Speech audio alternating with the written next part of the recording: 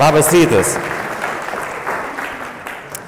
Žinot, ruošiantis šitam pranešimui, aš kadangi pats nesu psichikos sveikatos specialistas, neturiu reikiamo išsilavinimo, bet aš daug bendradarbiauju su mokslininkais. Ir taip kitko linkėjimai Loretai. Loreta nuostabiai vedė atidos praktiką praeitą kartą mūsų organizuojami konferencijai. Ir besišnekėdamas su viena iš savo mokslininkų, aš jos paklausiau, sakau, o kokie yra, kaip tu galvoji, policijos pareigūno arba valstybės tarnautojo psichologiniai poreikiai. Žinot, kai užduodi klausimą, psichologai niekada negali tikėtis, kad atsakys tai, ką tu pagalvoji. Visą laiką šauna kažką, kurį išmuša saugiklius. Ir sako, tai o kuo čia skiriasi nuo paprasto žmogaus psichologinių poreikių? Ar jie tipo kažkokie kiti yra, kitokie, kitaip pagaminti, kitur pagaminti? Aš galvoju, jo, čia gal aš, tiesą sakant, kvailas esu ir kvailus klausimus užduodu. Ir žinot, kartais, kai ant scenos yra dulkys, tai galvoju, jeigu kažką nusišnekėsiu, tai gali pagalvoti, visi tie dulkiai ten nebūtinai vykę būna. Tai ačiū Dievui, šiandieną jūs konferencijų turėsit ir mokslininkų, kurie galės jums labai moksliškai papasakoti. Bet aš norėčiau pradėti apie tai, kad mes kartu su mokslininkais esam tokią visai šaunę sudėlioję metodiką, kuri labai bendražmogiškai suvokiama yra, kokie yra tie mūsų poreikiai psichologijos. Ir tai yra 7 elementai, 7 geras skaičius, ar ne? Ir mes lietuvių kalboje turim labai fainą žodyną, kuri prasideda iš M raidės. Tai dabar, kad biškiai atsibustumėt ir pakratytumėt smegenis, aš norėčiau sulaukti iš jūsų, kad jūs įvardintumėt, kaip galvojat, kokie 7 svarbiausi dalykai yra reikalingi mūsų psichikai. Visi prasideda nuo M raidės. Miegas. Visi pasakė vienbalsiai miegas. Gerai, vieną pataikėm. Gerai, liko 6. Kas toliau? Meilė, labai gerai. Toliau? Maistas, labai gerai. Kas dar? Žinot, kiekvienoje konferencijoje vis įdomesnių išgirstų variantų. Malonumas geras dalykas, bet gal ne šiandienos tema. Kas dar? Marmeladas. Marmeladas. Geras dalykas, bet ne tai. Motyvacija. Aha. O jeigu galvom, kad reikia pajudėti, kas tai galėtų būti mankšta? Buvo mankšta jau gerai. Kas dar? Kuo mes pakraunam smegenis? Mokslas arba mokinimasis. Kas suskaičiavo, kiek jau turim? 5.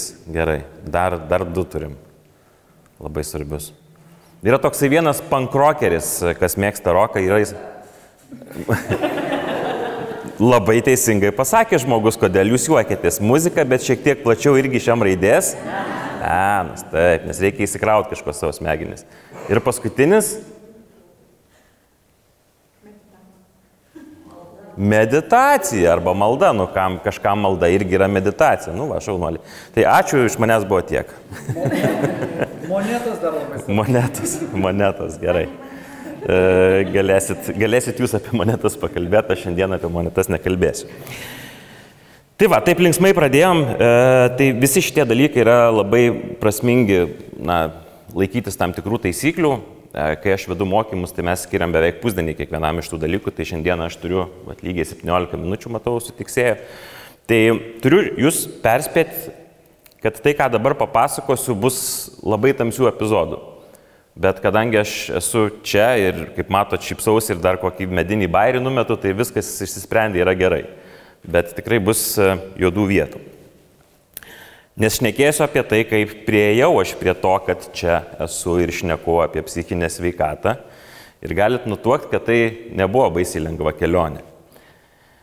O kelionė prasidėjo tuo, kad aš kažkaip prieš daug metų, daugiau negu 20 metų, sugalvojau, kad aš noriu turėti, nesugalvojau, svajonę to, kad noriu turėti didelę šeimą. Tai kas man asocijavosi su didelė šeima, tai 4 vaikai, 3 šunys, 2 katės, 1 hamsteris, kaip lietuviškai, žirkienas.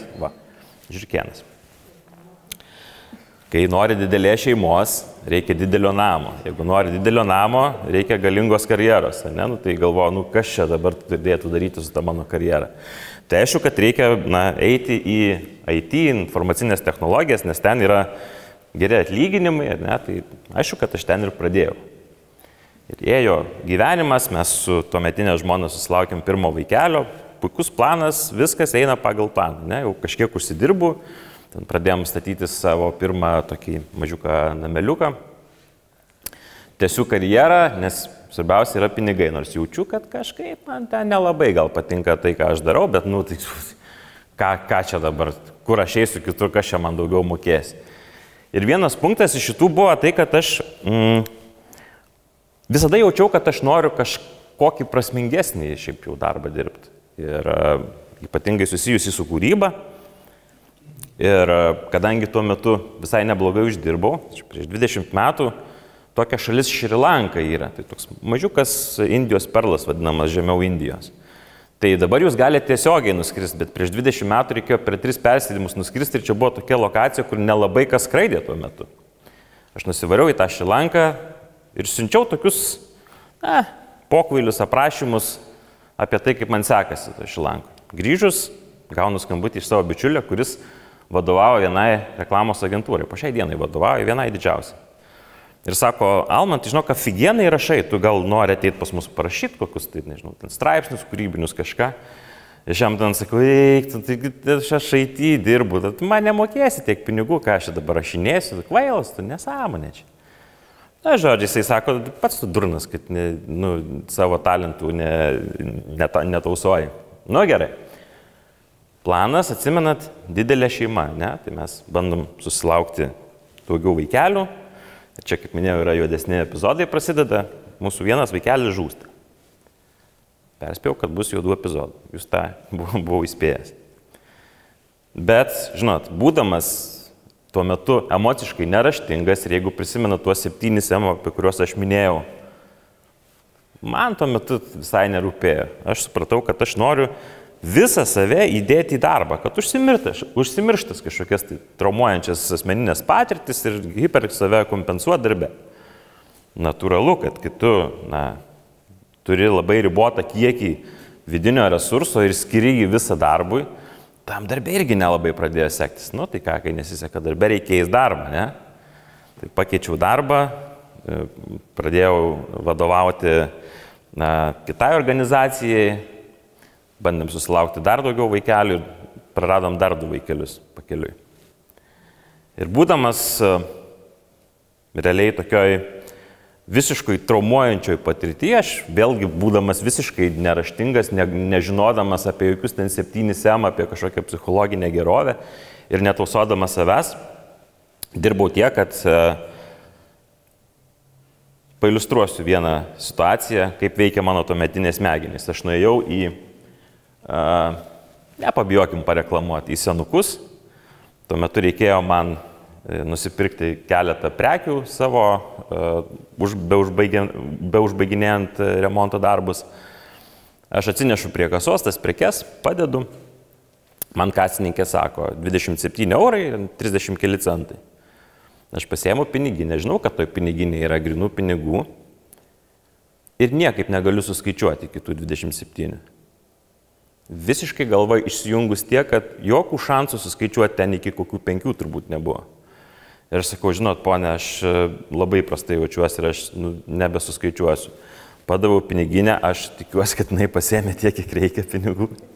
Jinai išsikrapštė tos pinigėlius, išmušė čekį ir man tai buvo aiškus įrodymas, kad, turbūt čia yra taškas ir reikia pradėti rūpinti savo emocinę sveikatą, nes o kur toliau, ne? Jeigu nesugebi savo susiskaičiuoti pinigų, kiek yra piniginiai.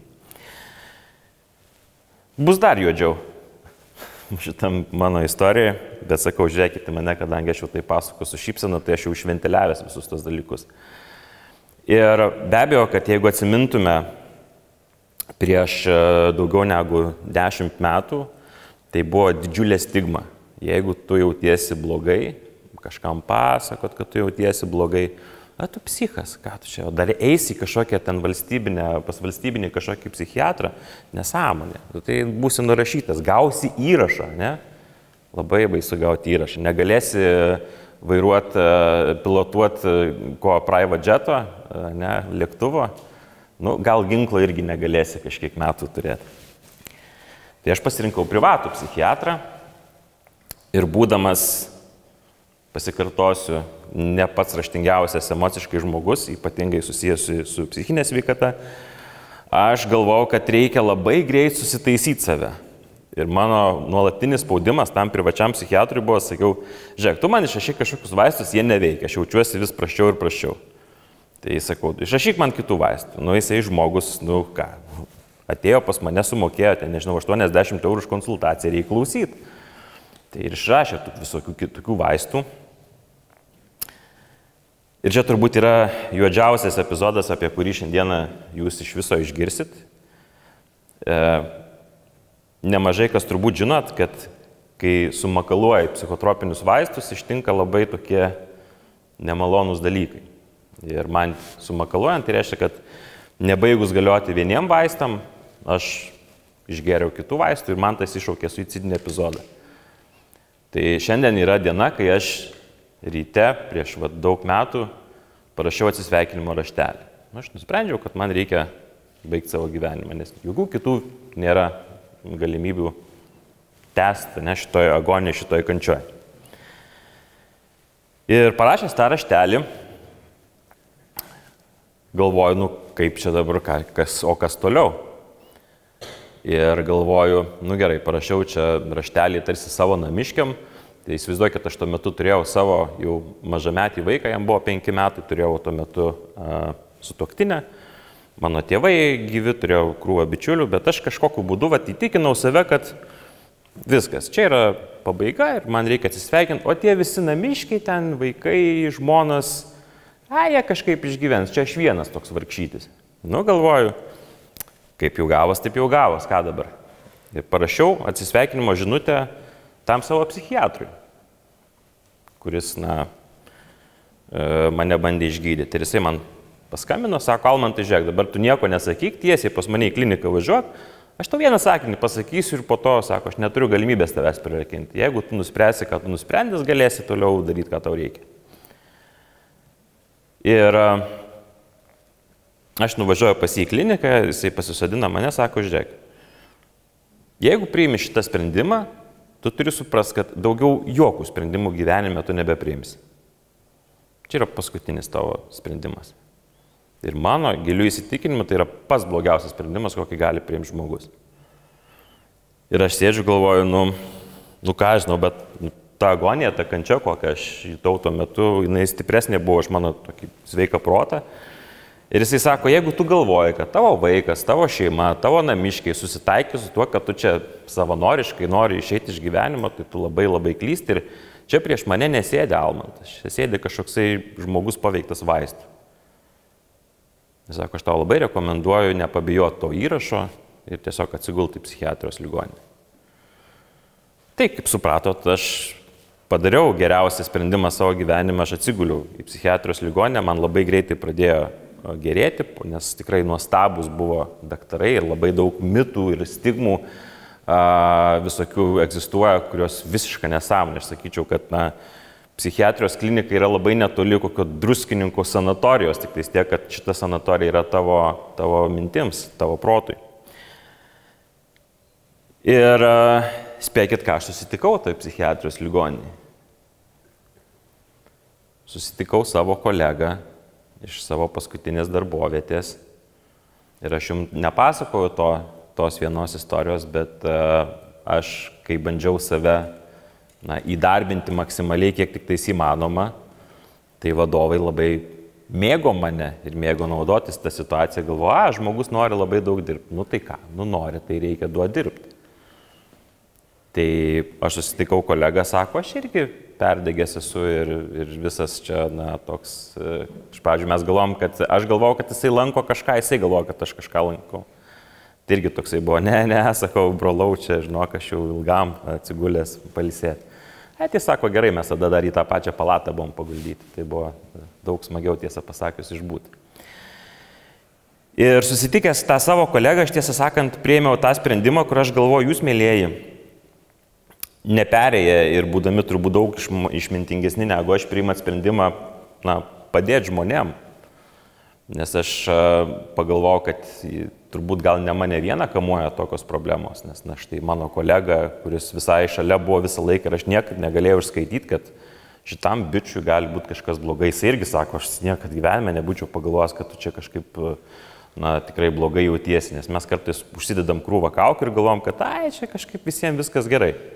Bet kai pasigilini, tai supranti, kad, na, mes esam visgi žmonės ir padaryti visi iš vieno molio. Tai ir aš, na, galiu įsivaizduoti ir vat, su Renatu kalbėjom apie kokie iššūkiai jūsų bendruomenės, tiesą pasakius, daužo kiekvieną dieną ar ne. Ir kartais atrodo žmogus, kuris bando apsaugoti savo gyvybę, galbūt apsaugoti kitus, atsiduria teisiamųjų suolė, kas iš tikrųjų yra labai, labai liūdna.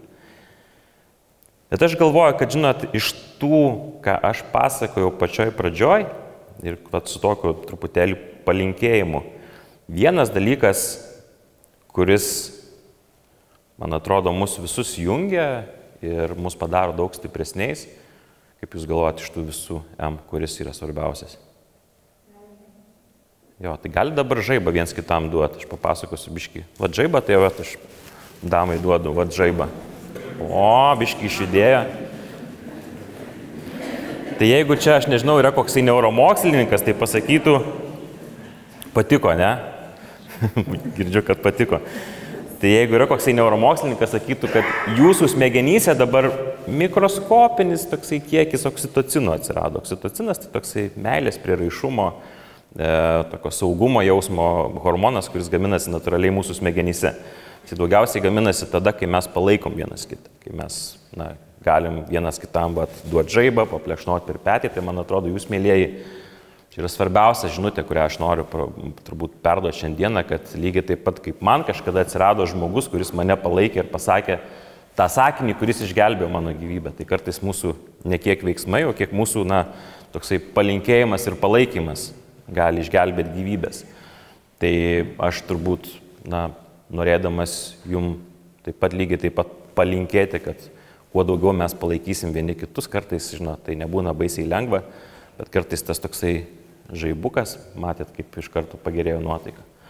Tai va, tai sveikinu visus su psichinės sveikatos diena ir mylėkit ir palaikykit vienas kitų, nes tik tais kartu mes esam labai stiprus. Ačiū labai.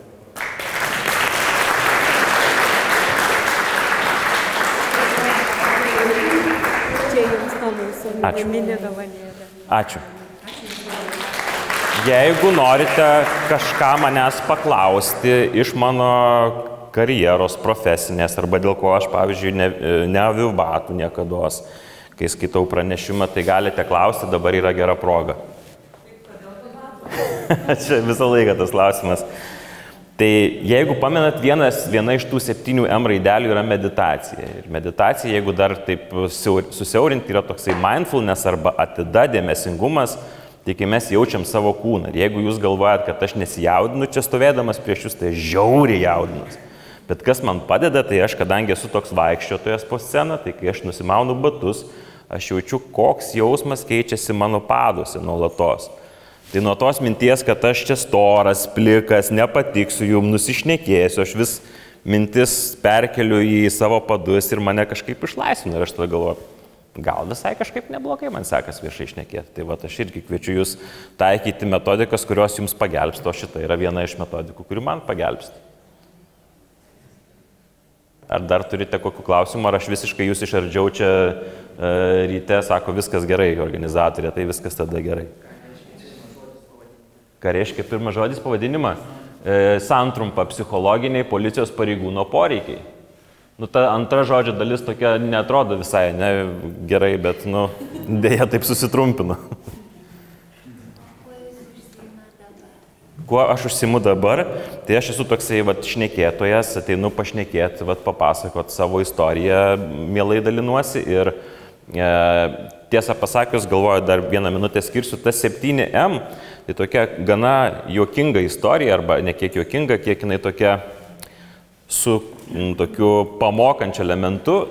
7 M gimė man Vystant vaikų psichologinio atsparumo tokią veiklą, mes turim vaikučių grupelės, kurias mokinam psichologinio atsparumo, nes kažkada supratom, kad mes suaugę jau kliaujamės ne tik tai su kažkokiais simptomatikom. Mūsų vaikai, ypatingai iki 7 metų amžiaus, jie mokinasi emocinio atsparumo ir to psichologinios tokios, kaip čia, sveikatos, ypatingai iki 8 metų, nes tai yra pagrindas mūsų vaikam. Ir mes su mokslininkė galvom, kaip čia paprastai vaikam tą papasakoti, taip ir gimė tas 7M. Ir štai aš po susitikimo su to verslo vadove vedu paskaitą vienai organizacijai ir sumaišo tos dienos organizatorė mano laiką ir vietoj pusvalandžio mano paskaitos jinai įrašo, kad aš turiu šnekėti 2 valandas. Ir po pusvalandžio aš jau ačiū, atsisėdu, jinai sako, ne, dar 1,5 valandos. O, blia. Nu ir aš irgi stoviu prieš auditoriją, nežinau ką daryti, galvoju, blema, mes čia su ta mokslininkė, su tais vaikais niurkėmės, nežinau, 2 metus, tuo 7M neblogai išmanau. Ir aš tai organizacijai, kuri buvo viena iš didžiausių advokatų kontorų, galite įsivaizduoti auditorijos reiklumą. Galvoju, skaidrių neturiu, nieko neturiu, davai važiuojam su tai 7M. Ir baisiai patiko žmonėm, tai čia mano dabar geriausiai parduodama iš viso paskaita yra ta 7M, nes žmonėm kažkaip norisi tų aiškių taisyklių, ar ne? Ir kaip 7M lengva įsiminti, tai dar plus neuromokslo šiek tiek ten įmetam. Tai va, tai taip ir gimė, o aš tiesą pasakius net neatsimenu, koks buvo klausimas. Bet turbūt atsakiau, kuo aš užsiėmu, tai va, tai turiu vieną vaikučių tokią veiklą verslą, o kitas dalykas tai yra tokia pauzės konferencija, kur Mila Loreta, nebematau, kur sėdi, dalyvavo praeitais metais, tai šiais metais jau mes turim Logov konferenciją, kur kviečiam žmonės atsijungti, tai mielai kviečiu ir jūs vasario 6 atsijungti vienai dienai. Ir jau užplėpėjau savo laiką 2, ne? Tai ačiū labai dar kartą. Dėkui.